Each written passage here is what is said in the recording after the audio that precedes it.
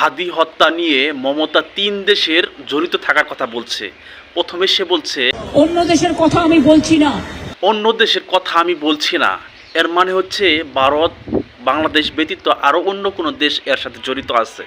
এরপর বলছে কাকে দিয়ে খুন করিয়েছিলেন, কার কার নাম বেরিয়েছিল, আপনি কাকে দিয়ে খুন করিয়েছিলেন, কার নাম বেরিয়ে এসেছিল। এর মানে হচ্ছে ভারতও এর সাথে জড়িত ছিল। আমি এখনো নামটা বলছি না ভদ্রতা করে, বাংলাদেশের লোক উত্তাল হয়ে যাবে। আমি বাংলাদেশিদের নাম বলছি না, এখন বললে বাংলাদেশি উত্তাল হয়ে যাবে। এর মানে বাংলাদেশি রাজনীতিবিদ এর সাথে জড়িত আছে। এর সাথে হয় সরকারি দল জড়িত আছে, না হয় বিরোধী দল, না হয় আওয়ামী লীগ জড়িত আছে, অথবা বাংলাদেশের গোয়েন্দা সংস্থাও এর সাথে জড়িত থাকতে পারে। হাদি ভাই সবসময় বাংলাদেশের সার্বভৌমত্ব নিয়ে কথা বলতো, বাংলাদেশ নিয়ে কথা বলতো, ইসলাম নিয়ে কথা বলতো। সেই জন্য ষড়যন্ত্র করে হাদি ভাইকে হত্যা করে দিয়েছে।